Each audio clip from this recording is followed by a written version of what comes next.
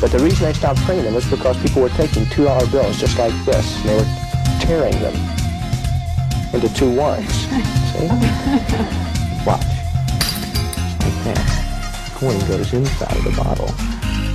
1 card, frozen, in the very center of a block of ice. Take the deck. Throw. And 1 card sticks inside.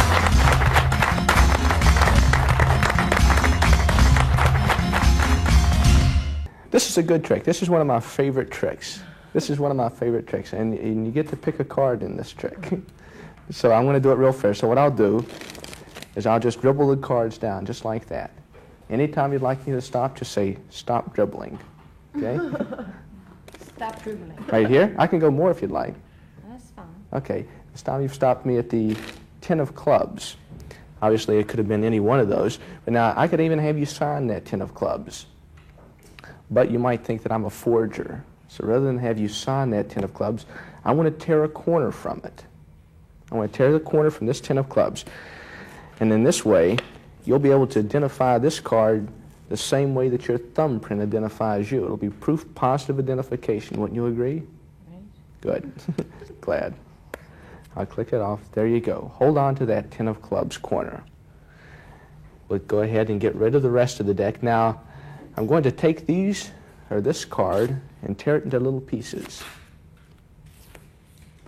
Now we need to keep those pieces kind of close together, so I'm going to use, I'll use this paper clip.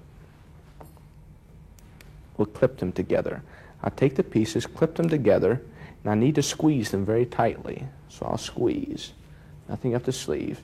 If I squeeze just like that, every single one of those pieces vanishes, leaving only the paper clip behind to show that the pieces had ever been there at all. Now, I could reproduce those pieces one at a time if I wanted to. Maybe you just think I was hiding them from you. It would be better to reproduce that card completely restored except for that one piece which you used to identify it with. And I'll do that for you if you'll answer a question. It's an easy one. Does the word icicle appear on this box anywhere? It's a bicycle deck of cards. Oh, it's a bicycle. That's right. You see, if I take the B and cover it, we have icicle. See, it's not a bicycle, it's a bicycle deck. And for every bicycle deck, I'll put this up here to open it out on, we have a iceberg, you see? 1 card, frozen, in the very center of a block of ice. Now, one thing is important is that you notice that it's not frozen on the bottom, it's not frozen on the top, it's actually in the very center of that block of ice. But one thing is crucial, and it's that corner. See, if that corner doesn't match that card exactly, then the trick is a farce instead of a miracle. See? Because it has to come directly from that card. Are you ready? So what I'll do is I'll chip the ice from around that corner and ask you to confirm it. Was that the corner torn directly from that card? Yes, it is. How about that? You can put this in your purse and take it home Thank with you you. very much. How are you? Fine, thank you. It's a good seat, isn't it? It sure is. See better from back there. Well, it's a pleasure to be with you all, and I have something, well, perhaps I should have prepared this well in advance, but this is something that I came up with in the past couple of days, and I think you might be kind of interested in. I came up with it and I was having lunch, and I think about magic a lot, and I thought, well, I'll do a trick with everyday objects, something that I used, for example, when I was having lunch. And maybe it's just the way that my mind thinks, but I came up with a very simple plot, okay?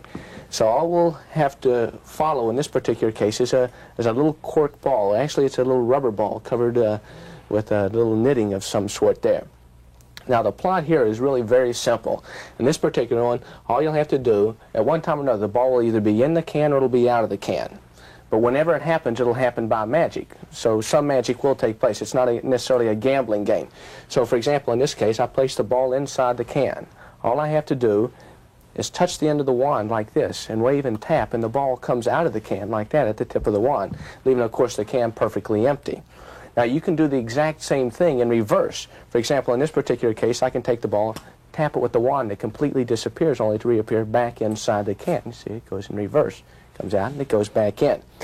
But I'll make it a little simpler for you. In this particular case, I'll take the ball and place it inside of the pocket, and still it comes back to the can.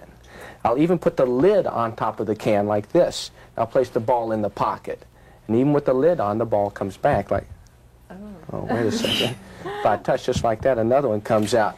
So now we have two. But at this particular case, I'll go ahead and I'll take the lid and I'll place the lid away because we no longer need the lid anymore. See, despite the fact that the large balls came out of it, just casting a shadow over the can, just like that.